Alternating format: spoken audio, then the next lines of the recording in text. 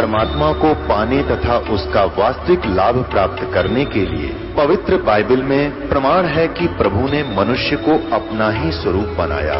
6 दिन में सृष्टि रचकर 7वें दिन विश्राम किया। कुरान शरीफ में प्रमाण है कि हजरत मोहम्मद को खुदा स्वयं कह रहे हैं कि मैंने तुम्हें उस परमात्मा की महिमा बताने के लिए भेजा है। वो परमात्मा कबीर है जिसने 6 दिन में सृष्टि रची तथा 7वें दिन तख्त पर जा विराजा। उसकी खबर किसी बाखबर से पूछकर तो देखो। कृपया अवश्य सुनिए जगत गुरु तत्वदर्शी संत रामपाल जी महाराज के अमृत वचन। ये देखो, शिशोम जगानम हरियतम मर्जंती शुभंती कावेना कबीर संत सोम पवित्रम अत्येति रेभन का अर्थ होता है उच्चारण करके, बोल बोल कर, ऊंची ऊंची आवाज में भी, मंदी मंदी आवाज, दोनों मिलकर आवाज लगा कर बोलना, रेभन इसका अर्थ होता है। शब्द कोश में ऐसा लिखा है। अब देखो दोनों शब्द लिखा है, यहाँ है कबीर गिरभी, कबीर और कावेना कबीर, ये जो अपसर्ग हैं ये भी रे का काम करती हैं। कबीर संत सोम, सोम का अर्थ होता है अविनाशी प्रभु सतपुरुष, सोम पुरुष, अमर पुरुष।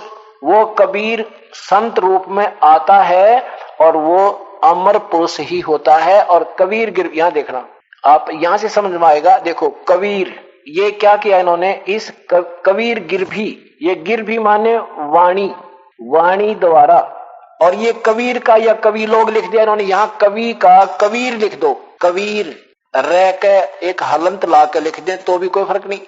और हम सीधी भाषा में उसे कबीर, कबीर वाणी, अब कबीर वाणी कह दें इसको, कोई दिक्कत नहीं। और कबीर वाणी कह जा तो एक कोई फर्क नहीं।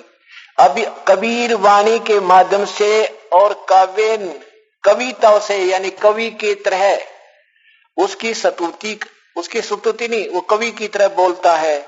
और वो सोम, वो अमर स्वरूप कबीर। इन्होंने इस दूसरे कबीर का अर्थ नहीं किया, ये कवि का दूसरे कबीर का अर्थ नहीं किया। यहां लिखना है वो कबीर ही वास्तव में, वो कबीर ही सोम पुरुष है, वो अमर पुरुष है। और वो अपनी रेबन माने गरजता हुआ माने बोल बोल के, ये तो गरजता नहीं, इसका अर्थ उच्चारण करके, संबोधन कर करके, और बहुत ही अत्यधिक, बहुत ज्यादा वाणी बोलता है, वो कबीर नाम है उसका। आगे देखो, वो कबीर वाणी से कवि की तरह बोल बोल के आवाज लगाता है, और वो होता पूर्ण परमात्मा है, लेकिन लोग उसे कवि समझ बैठते हैं। वो परमात्मा कबीर ही है, वो अमर पुरुष है। इस तरह बढ़िया निर्मल ज्ञान कोई नहीं दे सकता जो आज वेद गवाही दे रहे हैं परमेश्वर की। क्या कहते हैं आगे देखो, कि ऋषि मना, ऋषि माने संत साधु, ऋषि कहो, साधु कहो, संत कहो, भक्त कहो। भगत मना, साधु जैसे स्वभाव वाले, यानी आप भक्तजन। ये ऋषि कृत सवरसा, ऋषि कृत उस संत रूप में आए, उस भक्त रूप में आए, परमात्मा द्वारा रची हुई उस सैंसरणिथा माने असंख्यों हजारों वाणी, और बोलता है वो स्वर्ग सा माने स्वर्ग जैसी मीठी, बहुत आनंद में होती है। किन के लिए, उन ऋषि मना, इन साधु भक्त आत्माओं के जो उसके अनुयायी होते हैं वो साधु। आप भी ऋषि हो, आप संत हो, आप साधु हो, जो परमात्मा की आस्था लेकर के यहाँ आते हो, फिर उसकी भक्ति करते हो।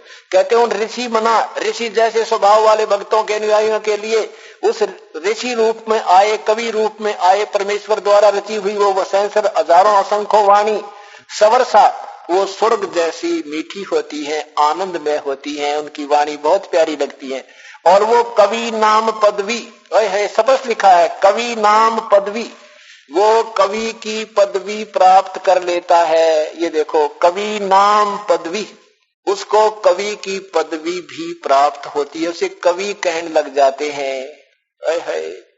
और वो तृतीय धाम महिषी, वो तीसरे धाम में, उस तीसरे लोक में, एक ब्रह्म का प्रथम लोक, परब्रह्म का द्वितीय लोक और पूर्ण ब्रह्म सतलोक, उस सतपुरुष के सतलोक में वो उस दृढ़ भूमि पर, उस सुचारू भूमि पर रहता है। विराजमानु राजती, वहां पर उसको वो सोम, वो परमात्मा सोमो उस सतलोक की भी स्थापना करके वहां पर आकार रूप में विराजमान होता है। और वो ही चौथे धाम में भी होता है। इन्होंने लिखा है तृतीय धामम सोम, वो अमर सोम रूप परमात्मा यानी अमर पुरुष कबीर परमेश्वर, उसका नाम तो कबीर है। सोम सतपुरुष, अमर पुरुष, अकाल मूर्त, शब्द स्वरूपी राम, कुछ भी बोले हम, वो उस कबीर देव के उपमात्मक नाम है। तृतीय धामम है देवयान या पितृयान। इन्होंने इतना बेरा देवयान या पितृयान का, पितृलोक के देवलोक का नहीं, वो तीसरे लोक में देवयान पितृयान, इनसे भी दोनों से पृथक तीसरा जो मुक्ति धाम है उसमें विराजमान है, वहां भी रहता है। वो वास्तव में तो वहां रहता है। जो अभी इन्होंने उड़ा दिया ज्ञान योगी नहीं, वो परमात्मा के विषय में है, या ज्ञान योगी का जिक्र भी नहीं है। और अनुराजती प्रकाश करने वाला नहीं, तेजो में शरीर युक्त वहां पर विराजमान है। राजती का अर्थ है शब्दकोश में कि स्थूल शरीर में जो तेजो में वस्तु कोई सॉलिड स्टेट होती है उसको राजती कहते हैं। वो एक आकार में सुंदर शरीर में विराजमान है, वो सतलोक में रहता है। कवि नाम पदवी है, ये कामदर्शियों की पदवी अर्थात मुख्य स्थान है नहीं, वो कवि नाम पदवी, कवि नाम की पोस्ट, वो उपाधि प्राप्त करता है, वो कवियों जैसी उपाधि प्राप्त करता है। और देखो यहाँ पर, और फिर क्या लिखा, को ऋषिकृत, उस ऋषि के द्वारा रची भी वाणी स्वरसा, उस पर स्वरसा का अर्थ होता है स्वर्ग के तुल्य आनंद में होती है।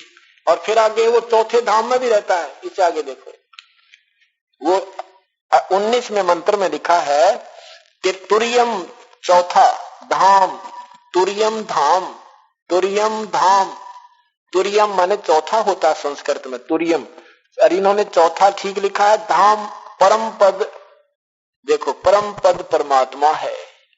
धाम माने स्थान है चौथा, वो चौथा धाम कौन सा है, वो सतलोक है।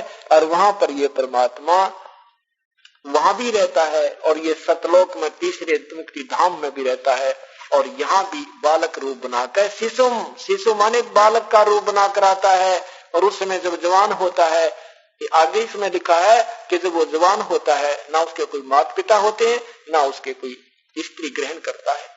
और यहाँ परमात्मा स्वयं भी कहते हैं मात पिता मेरे कछु नाही, ना मेरे घर दासी, मेरे कोई पत्नी भी नहीं थी, दुल्हे का सुत आन कहाया, जगत कर मेरी हंसी।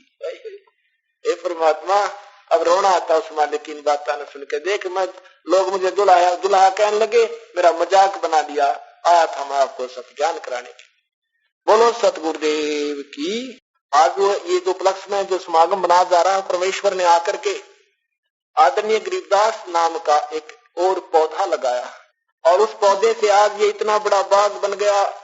आदरणीय गरीबदास साहिब की रजा, कबीर परमेश्वर की मेहर से आज ये इतना बड़ा और बाग लग गया। तेरे लगे सत्संग बाग हो बाग, गरीबदास चमन के माली, तेरे लगे बाग हो बाग, गरीबदास चमन के माली, तेरे लगे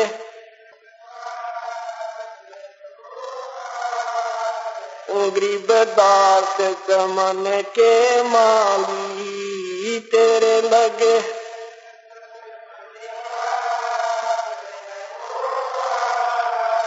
गरीबदास चमन के माली।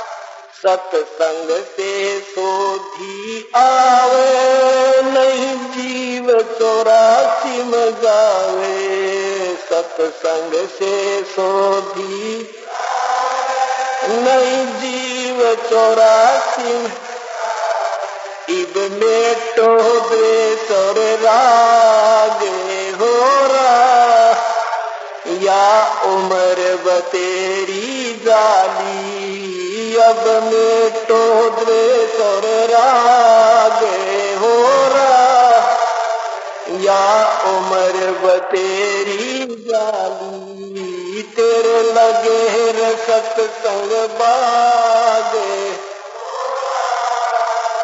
गरीबदास चमन के माली, तेरे लगे रखत संग बागे।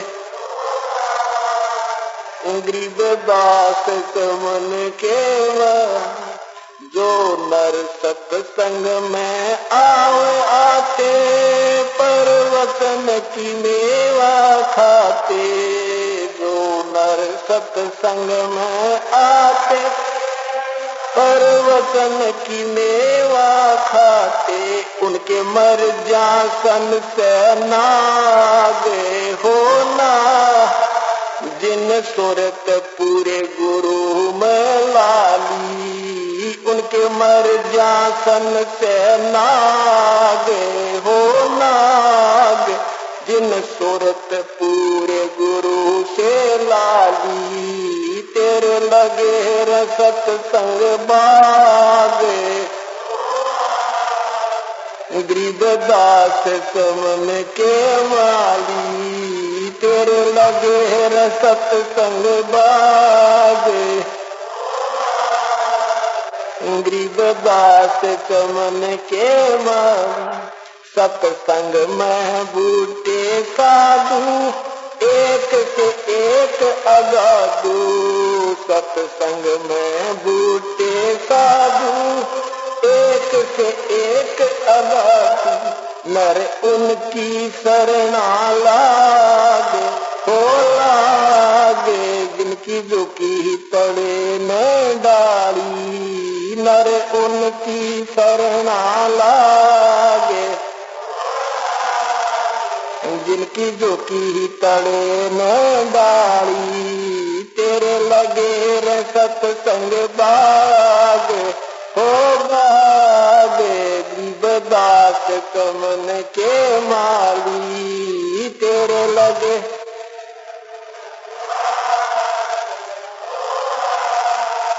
गरीबदास चमन के माली। तेरा तरवर राम देवानंद, उसका लागा एक अमर कंद। तेरा तरवर राम देवानंद, उसका लागा एक अमर कंद। मोहे दे दिया अमर सुहाग, ओ सुहाग मेरी जोत गगन में बाड़ी। मोहे दे दिया अमर सुहाग, ओ सुहाग मेरी जोत गगन में बाड़ी। तेरे लगे रे ओ बाग, गरीबदास चमन के माली। तेरे लगे ओ बाग, गरीबदास चमन। सत्संग की अमर कहानी, दिल संत विवेक न जानी। सत्संग की अमर कहानी, दिल संत विवेक न जानी। जग राम पाल के भाग ओ भाग, मिली सार शब्द की ताड़ी। जग राम पाल के भाग ओ भाग, मिली सार शब्द की ताड़ी। तेरे लगे रे सत्संग बाग। गरीबदास चमन के माली, तेरे लगे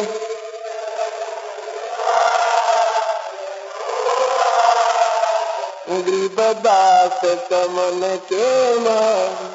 सत्संग की अमर कहानी, दिल शांत विवेक न जानी।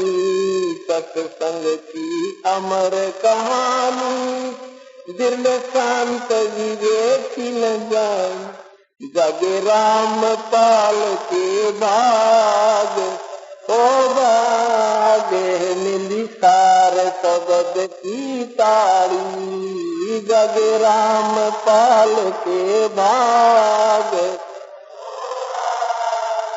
मिली सार शब्द की ताली। तेरे लगे रे सत्संग बागे। गरीबदास मन के माली तेरे लगे रे सत्संग बागे। गरीबदास मन के माली। बोलो सतगुरुदेव। विनती करूं करूं चरण पर गुरु राम देवानंद जी महाराज ने दियो नाम भक्ति। कोटि कोटि सिद्धार्थ कोटि कोटि प्रणाम। चरण कमल में रखियो मैं बांधी जनम। अवगुण किए तो बहुत किए करत न मानिहा। बावे बंदा बख्श दियो बावे गर्दन उतार। अवगुण मेरे बाप जी बख्शो गरीब नवाज। जो मैं पूत कपूत हूँ गौरत कपूर। मैं अपराधी जन्म का न किसक बड़े का। तुम दाता दुख मंजना मेरी करो सना। उता तेरे दरबार का मोतिया मेरा नाम।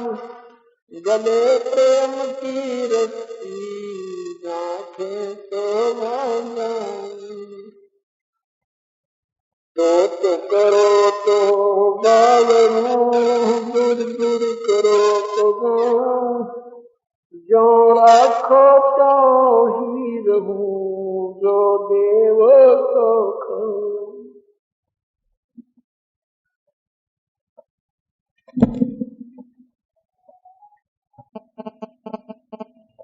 राम नाम रटते रहो जब तक घट में प्राण।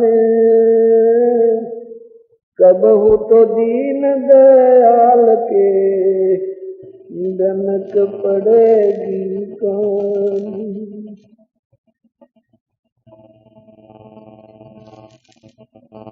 कबीर हरि की भक्ति करो तद विषय और रस। बार बार ना पाओगे या मनुष्य जन्म की मौज।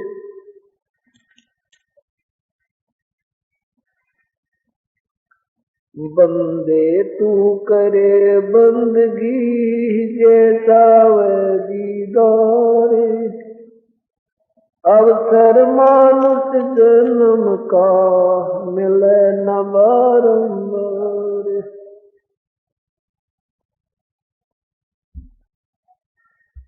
परम पिता परमात्मा पूर्ण ब्रह्म सारी सृष्टि के रचनहार कुल मालिक कबीर देव कबीर परमेश्वर अपने सतलोक से चलकर अपनी जानकारी आप ही यहाँ प्रदान करने के लिए एक संत, एक ऋषि, एक सतगुरु का रूप धारण करके एक भूमिका करते हैं। वो हमें बताने के लिए आते हैं कि आप यहाँ के रहने वाले नहीं हो, ये आपका ठौर ठिकाना नहीं है। उस परमपिता को भूलकर, उस परमपिता को छोड़कर हम यहाँ कितना कष्ट उठा रहे हैं, ये हमें ये भी भूल पड़ चुकी है कि हम कितने दुखी हैं। मनुष्य शरीर पाकर के इसमें अन्य प्राणियों से कुछ ज्यादा सुविधाएं उपलब्ध हैं और जिसमें इस मनुष्य शरीर में ही हमने परमात्मा की प्राप्ति, आत्म कल्याण करवाना होता है, इसमें अन्य प्राणियों से ज्यादा सुविधा होने के कारण हम भूल जाते हैं कि कभी हम पशु बनकर भी इस जंगल में घूमा करते थे। हम भूल जाते हैं कि कभी हमारे ऊपर वो आपत्तियां आई होंगी जो अन्य प्राणियों पर हम प्रतिदिन देख रहे हैं। हम ये भी भूल जाते हैं कि हम इस मानव शरीर में भी सुखी नहीं है। कोई जीव सुखी नहीं है। अब जैसे हमने इस दुख को भी सुख मान लिया, कबीर परमात्मा हमें याद दिलाते हैं, कबीर झूठे सुख को सुख कहे, ये मान रहा मन मोह दे, ये सकल चबीना काल का भाई, कुछ मुख में कुछ गोदे। ये सब काल आहार है और ये सब उसने अपनी व्यवस्था इसीलिए की हुई है। काल को श्राप लगा हुआ है 1 लाख मानव शरीरधारी प्राणियों का नित आहार करने का। इसीलिए उसने हमें ये सुविधाएं दे रखी हैं। कबीर परमात्मा ने अपनी प्यारी आत्मा आदरणीय धर्मदास साहेब को बताया कि धर्मदास, जिसको तुम परमात्मा मानकर आश्रित हो बैठे थे, निराकार प्रभु ब्रह्म, ज्योति निरंजन, महाविष्णु, महाशिव, महाब्रह्मा, ये स्वयं काल है। और ब्रह्मा विष्णु महेश को तुम सुप्रीम यानी सबसे सर्वशक्तिमान मान करके और इनके ऊपर आश्रित होकर के भक्ति कर रहे थे। ये काल के तीनों पुत्र हैं। इन तीनों के विभाग बांट रखे हैं। ब्रह्मा जी रजोगुण विभाग के मंत्री हैं, विष्णु जी एक दूसरे में मोह ममता पैदा करके यहाँ इस काल के जाल में रोके रखने वाले सतीथी वाले विभाग के मंत्री हैं। और शिव जी संहार करते हैं। हम पहले सुना भी करते थे कि 3 भगवान हैं, ब्रह्मा शरीर बनाता है, विष्णु पालन करता है, शिव जी संहार कर देता है। पर ये समझ में नहीं आती थी ये ऐसा क्यों कर रहे हैं। पहले हमें पैदा करवाते हैं, फिर हमारा पालन करते हैं, फिर हमें मार देते हैं। ये कहानी नहीं समझ में, ना सोचने की इतनी आवश्यकता हमने समझी थी। इतनी सोचने पर भी दिमाग नहीं लड़ाया था, इतनी बुद्धि का प्रयोग नहीं किया था कि ऐसा क्यों हो रहा है। क्योंकि पवित्र गीता जी में ये गीता जी को बोलने वाला ब्रह्म कह रहा है कि सब प्राणियों की बुद्धि मेरे हाथ में है। जब चाहे इनको बुद्धि प्रदान कर दूं, जब चाहे इनको बेबुद्धि कर दूं। और बलवानों की शक्ति मेरे हाथ में है, जब चाहे इनको शक्ति दे दूं, जब चाहे क्षीण कर दूं। जैसे भगवान श्री राम सीता जी के वियोग में रो रहे थे जब रावण ने सीता जी का अपहरण कर दिया था। भगवान श्री राम की बुद्धि ऑफ कर दी काल में, वो नहीं सोच सके कि सीता जी को कौन उठा लेगा। उधर से शिव और पार्वती ने जब देखा, शिव जी ने नमस्कार किया उस विलाप करते हुए प्रभु को, पार्वती ने ऑब्जेक्शन किया कि ये प्रभु नहीं हो सकता, इतनी बुरी तरह रो रहा है, आप किसको नमस्कार करते हैं। और कहा कि मैं इसकी परीक्षा लूंगी, अगर मुझे पहचान लेंगे तो मैं मान लूंगी ये त्रिलोकीनाथ है, विष्णु। पार्वती गुप्त छुपके से भगवान शिव के मना करने के बाद भी चोरी छुपे जाकर सीता रूप बना के श्री राम के सामने खड़े हो गए। और श्री राम ने तुरंत पहचान दी कि हे दक्ष पुत्री माया, भगवान शिव क्यों नहीं आया। शर्मिंदा होगी कि सचमुच आप तो भगवान पड़े हो, आपने तो मुझे पहचान लिया। भगवान शिव जी ठीक ही आपको नमस्कार कर रहे थे। पार्वती को तो पहचान दिया तो सीता रूप बना कर आई थी कि तू पार्वती नहीं है, सीता नहीं है। और सीता कहां गई है उसका पहचान उसका खुद श्री राम ने मालूम नहीं। ऐसे ये काल जब चाहे हमारे, जो कि हम जब तक काल जाप करते हैं, ब्रह्म तक की साधना करते हैं, तो सब हमारी क्रिया, हमारा जो कंट्रोलर ये ब्रह्म होता है। और जब हम परम पिता परमेश्वर पूर्ण ब्रह्म की शरण में आ जाते, फिर हमारा कंट्रोलर कबीर परमेश्वर होता है। हम काल की रेंज से बाहर हो जाते।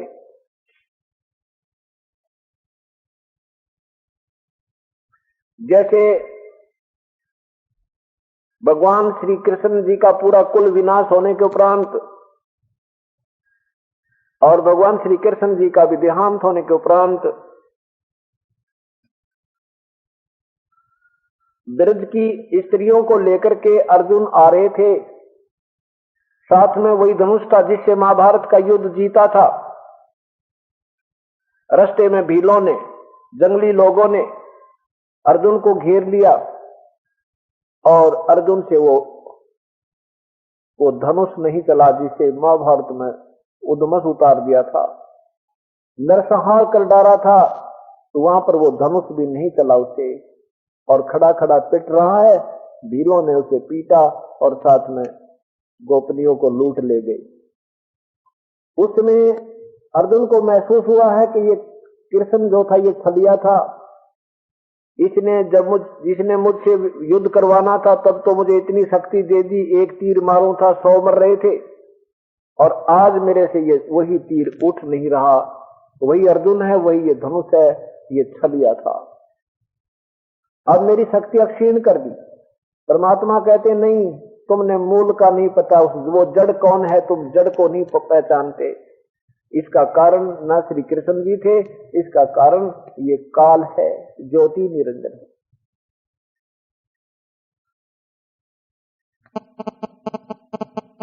इस काल भगवान ने हमारी बुद्धि यहां तक नहीं जाने दी, ना किसी ऋषि की जाने दी, ना किसी महर्षि की जाने दी। अपनी अपनी डफली आप बजा बजू के सारे चले गए। न वेदों का ज्ञान हुआ अभी तक, क्योंकि वेदों में प्रमाण दिया है कि उस पूर्ण परमात्मा से पूर्ण मोक्ष होता है, और उस पूर्ण परमात्मा के बारे में वेद बोलने वाला ब्रह्म कहता मैं नहीं जानता उस परम पिता की साधना को। उसके लिए कोई तत्वदर्शी संत की तलाश कीजिए और फिर जैसे वो साधना बताएं वैसे कीजिए। मैं भी उसी की पूजा करता हूं, लेकिन वो कैसी पूजा करते हैं? काल केवल एक ध्यान लगाता है, ध्यान से एक तप बन जाता है, तप के बदले राजकीय सुविधाएं प्राप्त होती हैं, लेकिन वास्तविक मंत्र काल को भी पता नहीं। अब जैसे कोई ध्यान लगाता है, तप करता है, उसका भी बेनिफिट मिलता है, उसमें सिद्धियां आ जाती हैं। तब से अगले जन्म में वो राजा बन जाता है, तीसरे जन्म में गधा बन जाता है। हर धार्मिक क्रिया का जो भी कोई प्रयत्न प्रभु के नाम पर करता है उसका अवश्य लाभ मिलता है, लेकिन वो लाभ नहीं मिलता जो इस 3 नाम के जाप से और विधिवत साधना से आपको प्राप्त होता है। अब जैसे किसी ने ग्वार बो दिया तो ग्वार का भी लाभ है, किसी ने जवार बीज दी तो जवार का भी लाभ है, और किसी ने भांग बीज दी तो भांग का भी लाभ है, लेकिन कनक बीजनी पड़ेगी अगर जीवन हमने अपना जीवन रक्षा के लिए। इसी प्रकार से साधना हमारी आत्म कल्याण और पूर्ण मोक्ष के लिए यही मार्ग है, यही रास्ता, ये साधना है, ये विधि है, और यही इसका संविधान और कानून है जिसको हमने आजीवन निभाते हुए परमात्मा को पाना है।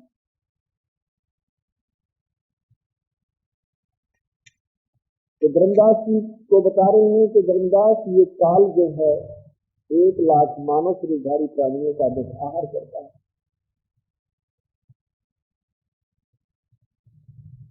कैसे करता है कि जैसे कसाई बकरे पालता है।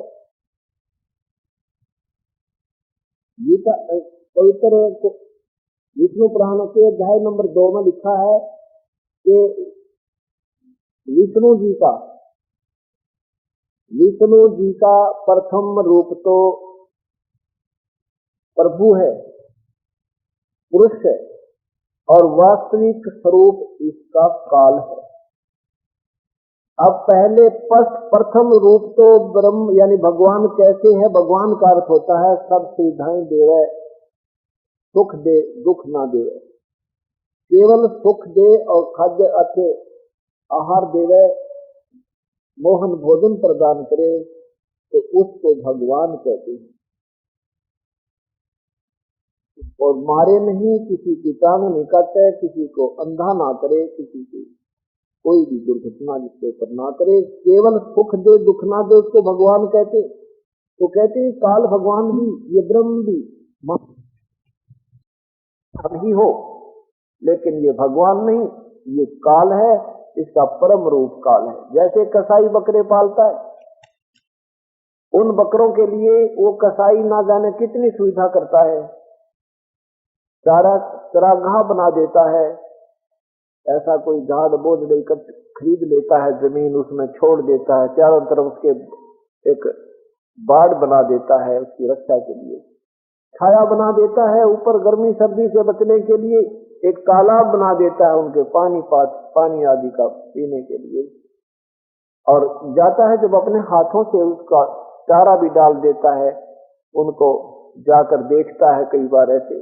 अब जब वो कसाई जाता है बाद उस बकरों के उस स्थान पर जहां पर वो रोक रखे होते हैं, उस कारागार में, बकरे समझते हैं हमारा बहुत अच्छा मालिक है, क्योंकि हमारे लिए खाने पीने की बड़ी सुविधा कर रखी है, कितना अच्छा हमारी ध्यान रखता है।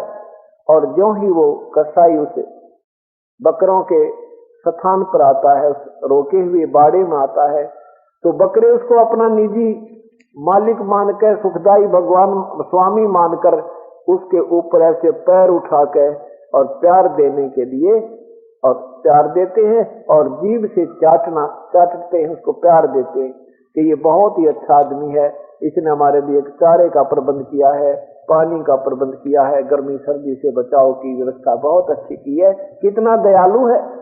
और वो ऐसे देखता है हाथ लगा के, वो देखता है किलो का हो गया, वो ये देख रहा है कि इसमें मांस कितना हो गया, और बकरा सोचा तेरे पे प्यार करे तेरा मालिक।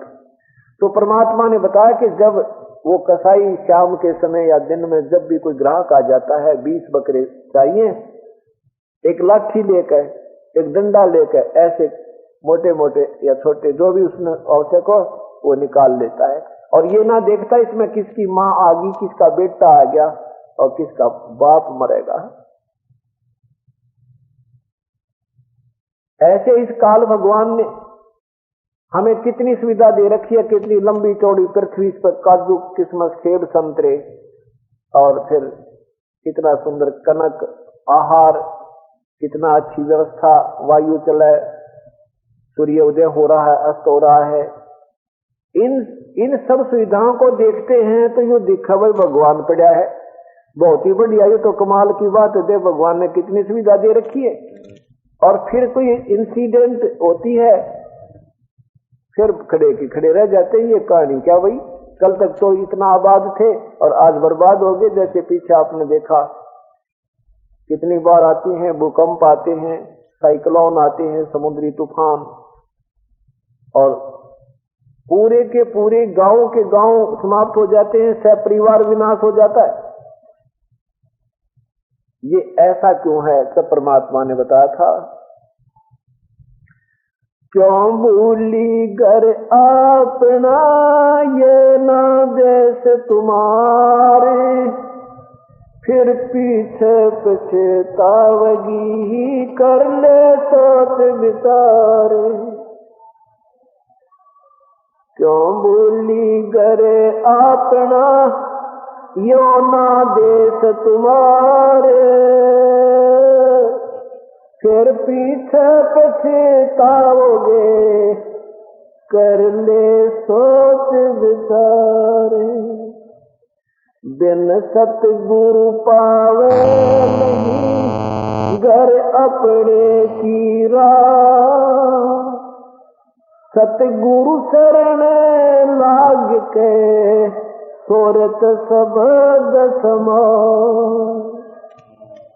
कई असंख्या कोस है तेरे पिया का देश,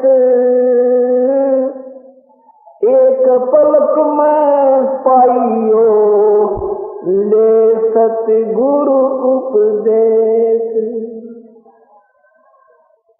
सोन सलैली गल है गगन मंडल के मोही, बिना प्रेम पावे नहीं चाहे कोटि समाधि लाई। नितानंद लोला के चढ़ो मैल मंजारी, फिर ना भव जल आइयो हो ये सुपना संसारी। बोले सुहागन सुरता चार मालिक गिरजाना, तुको बोले सो चार मालिक गिरजाना, तेरा सोन चखर बरतार।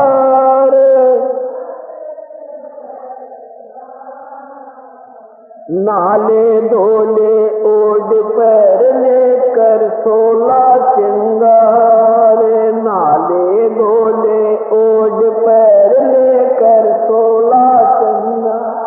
आज नहीं तो तड़के परसों आएंगे तेरे लनियार, मालिक तेरा ओले सुहागन सुरता चार। है तेरा सोन शेखर बरतार, है तेरा सोन शेखर बरतार। तेरे साथ किए कितनी जाली तो क्यों लारी वार, तेरे साथ किए कितनी जाली तो क्यों लारी वार। गुड़िया खेलत जन्म गवाया लाया है नहीं बेचार, मालिक है तू तो होले सुहागन सुरता चार। ए तेरा सोन शेखर बरतार।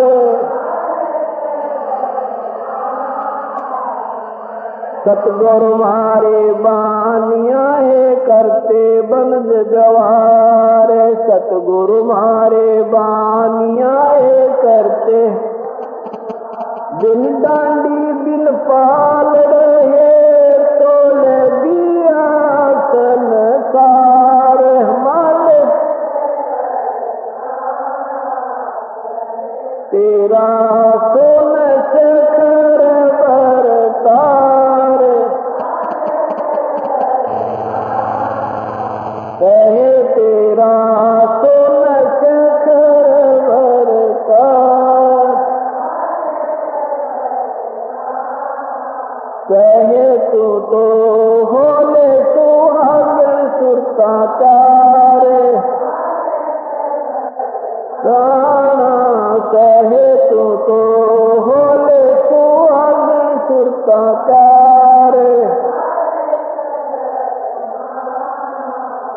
सोन शिखर में सेज पिया की हंस हंस कर ले प्यार, सोन शिखर में सेज पिया की हंस हंस कर।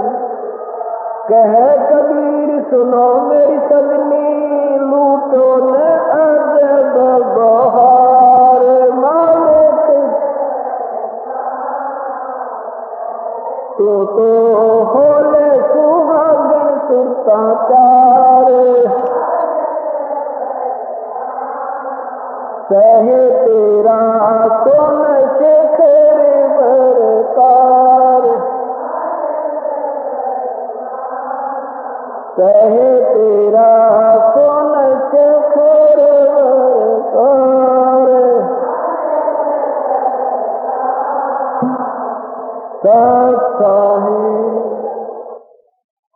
अब इन दुखों को याद दिलाकर के परमात्मा हमें अपने निज घर की महिमा बताना चाहते हैं कि ये लोक जहां तुम रहते हो ये ठीक ठिकाना नहीं है, ये सुख में स्थल नहीं है, ये आपका स्थायी स्थान नहीं है।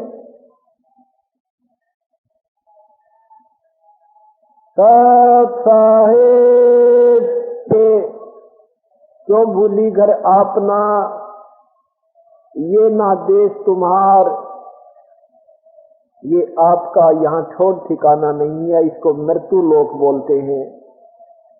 भाई बाकी तो बैठ जाओ, इसने बाहर निकाल लो इस बैठ। बहुत युगों के पाप हमने इकट्ठे किए हुए हैं। आज विचार कीजिए, जिनको सुख सुविधा उपलब्ध है वो इंसान सत्संग की तरफ सोचते भी नहीं, और फिर कोई आपत्ति आ जाती है, फिर कहते हैं कहीं ले चलो मुझे। एक बहन ने नाम ले रखा था, उसके पति ने उपदेश नहीं दिया। हम भी गए घर पे, बहुत समझाया, पहले घर घर जाते थे, तो वो कहने लगा जी मैं इसको तो ना मना नहीं करता, लेकिन मेरे बस की बात नहीं। क्यों बस की को ना बताओ, इसमें के पाड़ उठाना है भाई, भगवान का भजन करना है, बीड़ी शराब मांस तम्बाकू त्याग देनी है। वो बहन कहने लगी यही बीमारी है जी, सामने गुटी लावा, फौजी आदमी है, रिटायर हो रहा है, 5-4 बोतल मिल रहे हैं और कुछ पेंशन वाली, यह बीमारी यह है, शराब नहीं छोड़ सकता। बहुत को समझाने की चेष्टा की कि देखो ये तो शराब भी त्यागनी पड़ेगी, कल शरीर छूट जाएगा, पशु बन जाएंगे, सब सुविधाएं जाएंगी, और शराब तो वैसे भी पीने की चीज नहीं, हुक्का बीड़ी तो मनुष्याहार नहीं है, ये तो राक्षसों का आहार था। नहीं माना, बिल्कुल नहीं माना।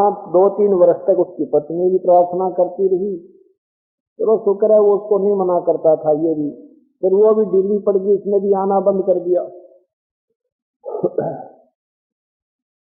फिर क्या हुआ कि उसको बहुत भयंकर बीमारी बन गई, दोनों किडनी फेल हो गई 2-3 साल के बाद, दोनों गुर्दे खराब हो गए, डॉक्टरों के पास ले गए, 2-3 लाख रुपए लग लिए।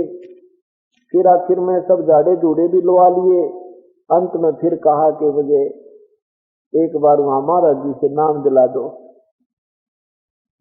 एक भक्त ने जो अपना सेवक था, उसने फिर कहा, उसका रिश्तेदार लगता था, कि आप वहीं से उपदेश ले लो, एक बार हो सके कोई सुनाई बन जाता है।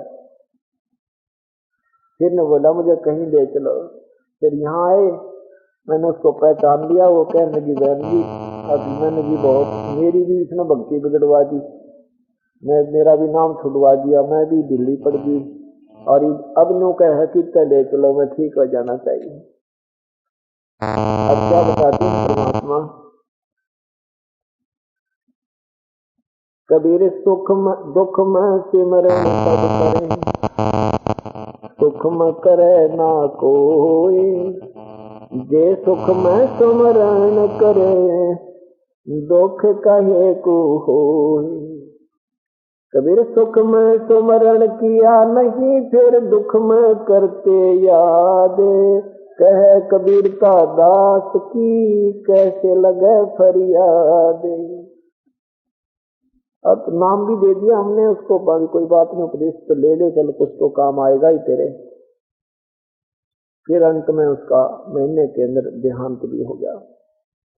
अब कहने का भाव ये है दास का कि इस मनुष्य जीवन का जब हमें पूर्ण ज्ञान होगा कि क्यों मिलता है, इसका वास्तविकता क्या है, इसके पीछे क्या राज है, तो फिर हमारा जो इंटरेस्ट बनेगा इसमें 10 श्वास भी अगर भक्ति के सही ढंग से मिल गए तो भी इस पूरे जीवन का सफल होगा। आपको इसका ज्ञान नहीं इस मार्ग का, हम दास को इस बात का बहुत ए से लेकर जेड तक ज्ञान परमात्मा ने करा दिया, यानी तकरीबन बहुत मेर कर दी मालिक ने, इसका हर एक स्थिति का पता लग गया। अब ठीक है, जिसको अभी किसी को मालूम ही नहीं है कि मैंने नाम भी ले लिया, फिर भी मेरे को आपत्ति आ गई है, तो आपको नहीं मालूम, उसका राहत बहुत मिली है। क्या बताते हैं परमात्मा कि अगर ये सच्चा नाम आपने ले लिया, सतनाम, और लेने के बाद अगर 2 श्वास भी आपने ले लिए फिर भी मृत्यु होगी, तो भी आप हारे नहीं हो, आपकी विजय है। परमात्मा कहते हैं हार हुए भी मिलेंगे, जिनके दिल हैं एक, उसे मनुष्य जीवन मिलेगा, आपको मानुष शरीर मिलेगा और मनुष्य जीवन मिलेगा, साथ में परमात्मा की वो एक ने समझो भक्ति का अंकुर उसमें फूट गया। अब देखो विचार करो इन बातों पे, बहुत गहराई से विचार करना होगा अपने। दो प्रकार से हमें मानव शरीर मिलता है। एक तो मिलता है पिछले भक्ति संस्कार से, संस्कार वर्ष भी अभी 2-4 वर्ष मनुष्य जीवन के 2-4 मनुष्य जीवन थे, उस भक्ति के आधार पर मनुष्य शरीर प्राप्त होता है।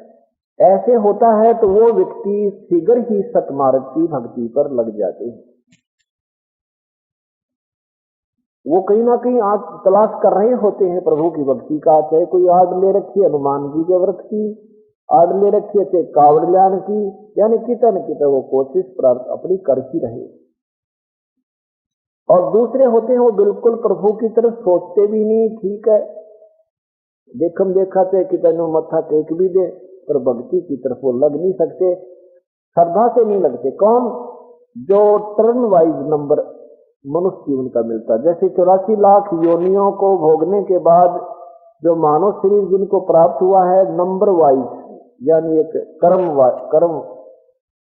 के आधार पर, जैसे भाई परमात्मा का एक संविधान है कि 84 लाख योनियों का एक चक्कर काटने के बाद एक मानव शरीर तो इसको देना ही देना है।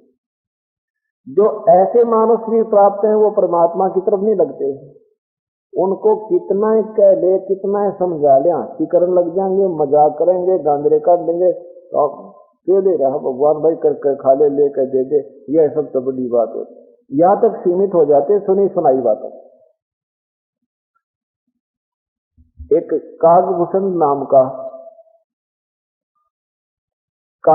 नाम के एक महापुरुष गरुड़ जी को अपनी आत्म कथा बताते हैं।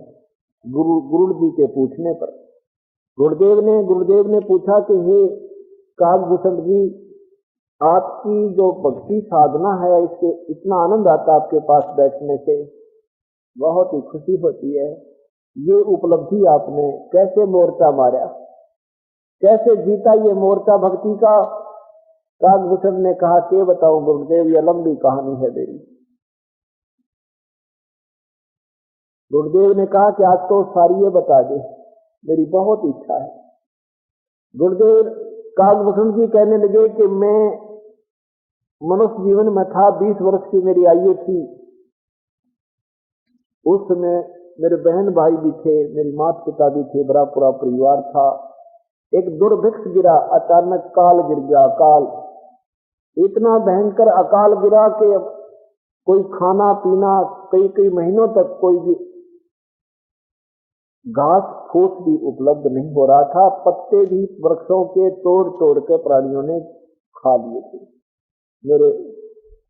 मैं सबसे बड़ा था, मेरे से छोटे बहन भाई मेरी आंखों के सामने भूखे तड़प कर प्राण त्याग गए। मेरे माता पिता भी नहीं भूख सहन कर सके, वो भी मर गए। मैं जवान था और मैं उनका करके वहां अंतिम संस्कार, और मैं उस स्थान को छोड़कर निकल गया बाहर। अवंतिका नगरी में पहुंचा, वहां जाने के बाद मैंने आहार किया, वहां अकाल नहीं था,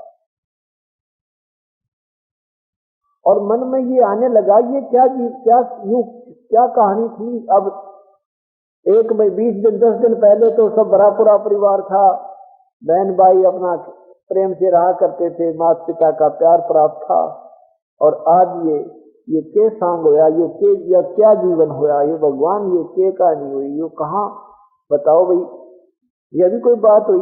यानी मन में ऐसी प्रेरणा और दुख, बहन भाई परिवार का जो विछोह था वो भी नारा, बहुत रो रहा था और सोच रहा था ये क्या जीवन होया भाई, बता कल तक तो हम ठीक ठाक थे, आज कोई नहीं मेरा। इतने में एक मंदिर के अंदर एक शिव जी का पुजारी, एक महापुरुष, एक ब्राह्मण शिव पुराण की कथा कर रहा था। प्रसंग चल रहा था कि ये मानव जीवन परमात्मा पाने के लिए प्राप्त होता है, और प्रभु भक्ति ना करके ये प्राणी उस वास्तविक लाभ से वंचित रह जाता है। ये 2 दिन का जीवन है, ये तो आज नहीं तो कल नहीं तो परसों, कभी ना कभी इसने सबने जाना होगा। कबीर परमात्मा भी कहते हैं साथी हमारे चले गए, हम भी चालन हारे, कोई कागज में बाकी रही, साथ लागरी वारी। फिर कबीर परमात्मा में सांत्वना देते हैं कि तुम यहाँ जीने की, जो तुम्हारे साथी बहन भाई पुत्र पुत्री या कोई रिश्तेदार की मृत्यु होगी और आप इतने चिंतित हो रहे हो, कहते हैं क्या आपकी मृत्यु नहीं होगी? क्या बताते हैं परमात्मा? कबीरा मैं तो जब डरूं मेरे ही संग होवे, मौत बुढ़ापा आपदा या तो सबका हुकू हो। क्या बताते हैं कि मैं तो तब चिंतित हो ना, ये मेरी ये गिला अनहोनी हुई और मेरे घर में भाई मेरा कोई पति मर गया या पत्नी मर गई, कोई रिश्तेदार या पुत्र पुत्री मर गई, मैं तो जब तक दुखी हो गया मेरी जेल अनहोनी होगी, बहुत बूंदी बनी और के साथ कुछ भी ना होगी। परमात्मा कहते हैं अपने को भी मरना होगा, ये करें किसका सो होगी। अगर हमने ना मरना हो ना, कोई और मर गया हमारा साथी बहन भाई, तो लोग फिर तो दुख भाई ठीक था, ये तो बहुत माड़ी बनी और कल में आप भी जा सकते हो। ये तो क्या बताते हैं परमात्मा? कबीर बेटा जाया खुशी हुई और बहुत बजाएगा थाले, आवन जावन लगा हुआ है जो कीड़ी का नाली। ये ताना गाना लग रहा है जो चीटी का नाल 1 लाख जा रहे हैं, 1.25 लाख आ रहे हैं, टक्कर बाज रही है भाई। रोजाना का ये असंख्य जन्म हो गए मर्चा में, ये कोई नई कहानी नहीं बनेगी।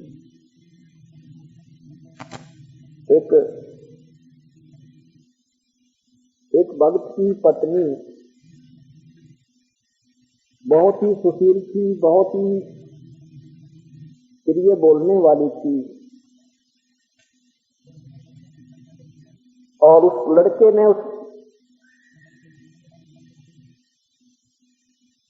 उसकी पत्नी ने और उन दोनों ने गुरुदेव के विचार सुने संत के।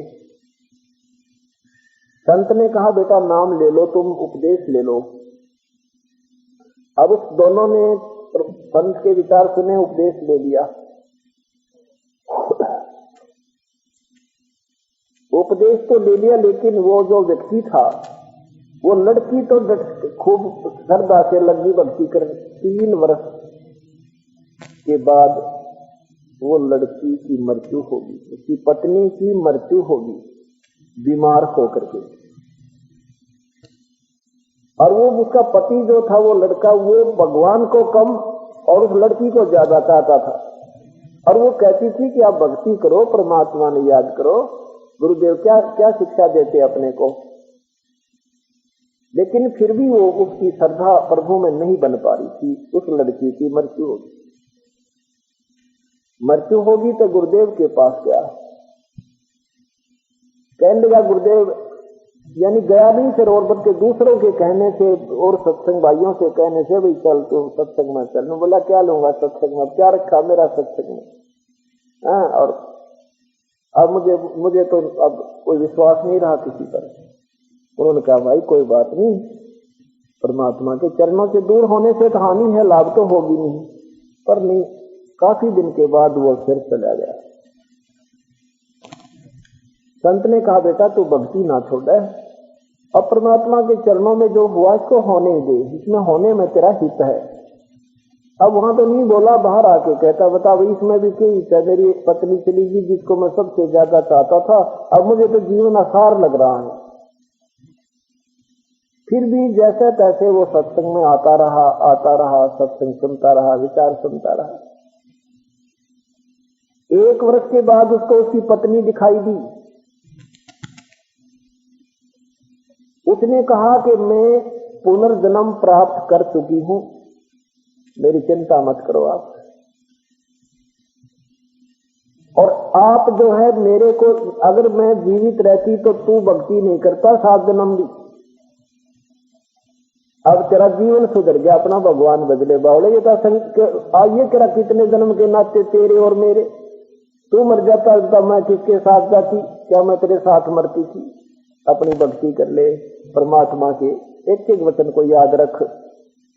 परमात्मा हमारे अहित में नहीं होते। अब फिर उसकी एक वहां के फिर गुरुदेव से बताई, प्रभु आज ऐसे ऐसे हुई। कहने लगे बेटा वो अपनी कुर्बानी कर दी तेरे को भक्ति प्रदान करने के लिए। अर्थे भी नाम लेने भी उसके कहने का आ जाता ना, तो नाम भी ना लेने का था निकम्मे। कभी नो की नो बात है, मैं तो सपने में भी नाम नहीं लो, उसने भी नहीं दबाव दे दी थी। और तेरा उद्धार करने के वो लड़की अपना कुर्बानी कर दी, उस परमात्मा ने वो तेरी सर्वप्रिय चीज भी छीननी पड़ी तेरे को इस राम नाम फैलाने के लिए। अब वो कहता है 1 वर्ष के बाद कहने लगा, प्रभु ये तो बहुत ही अच्छा हुआ, मैं तो सचमुच कति भक्ति नहीं करता अगर वो आज जीवित रहे। हाँ ठीक, ये कोई जरूरी नहीं होता कि पत्नी मरे बादशाह भक्ति होगी ना, ये उनके लिए लागू है जो मनुष्य जीवन से नहीं आए। और बाकी तो भाई लड़की करो तो ना करो, अपनी जिसको समझ में आ गई वो भक्ति करो, बाकी जैसे परमात्मा की दया से होती रहे। अब जितना भी उसका भक्ति भाव बढ़ता चला गया, फिर ये समझ में आ जाती है परमात्मा क्या बताते हैं कि कोट जन्म तन भर मत हो गए, कुछ ना हाथ लग्या रे, यो कुकर सुकर खरबा बोरे तो कौआ हंस बजाए। एक समय की बात है, आदरणीय गुरु नानक देव जी अपने 2 शिष्यों के साथ भ्रमण पर जा गए हुए थे। एक बुढ़िया ने पहली तो यात्रा में महाराज जी घूम रहे थे, तो उस बुढ़िया ने उपदेश भी लिया, उनके विचार सुनकर बड़ी सेवा किया करती थी और इंतजार करती थी बाबा महाराज जी आएंगे। अब दूसरी बार जब महाराज जी वहां पहुंचे, बुढ़िया से पूछा कि माई भक्ति करती है? अगली जैसा समय लगता है करती तो हूं। अच्छा महाराज जी कहते हैं आजा माई बैठ के। आई जी, गाय है, गाय को संभाल के आती हूं, कभी उसको चारा डालने जाती है, कभी उसका चोट उठा कर एक तरफ डालती है। आई जी, दूसरी बार फिर जाती है, उसके नीचे सूखा फूस फास बिछाती है, घास वो रेत रात सूखा डालती है, फिर आकर बैठ जाती है। यानी सत्संग की चर्चा जो सतगुरु कर रहे थे, इतने में 5 बार उठ गई गाय ने संभालने के लिए।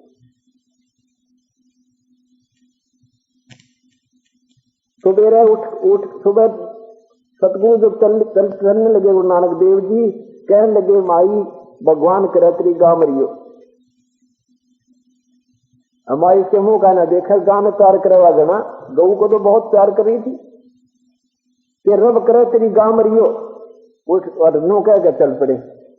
अब शिष्यों ने सोचा गुरु जी से रो काट दिया, या इतनी सेवा करे थी और इसको यू आशीर्वाद दे दिया कि रब करे तेरी गां मरियो, या अगली बार टूक देना बुढ़िया गई दरकाएगे।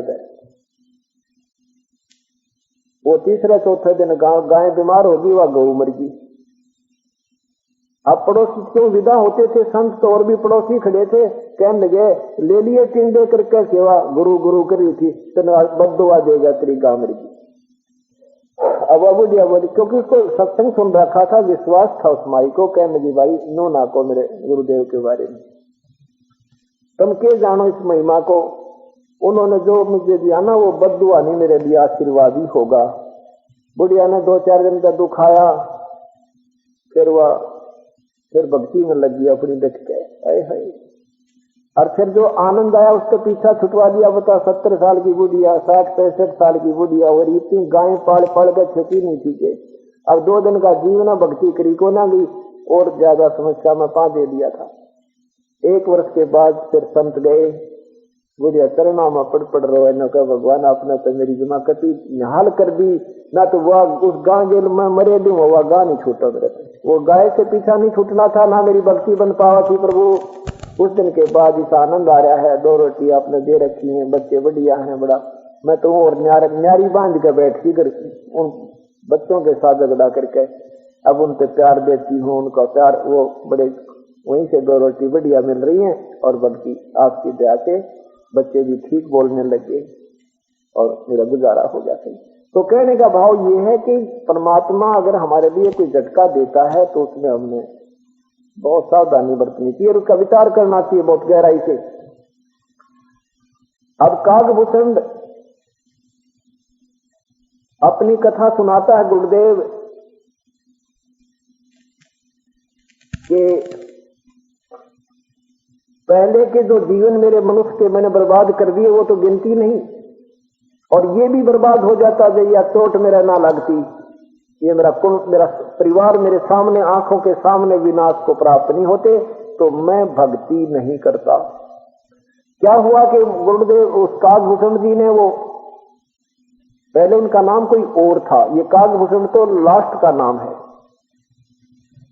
तो वो मंदिर में चला गया जहां पर वो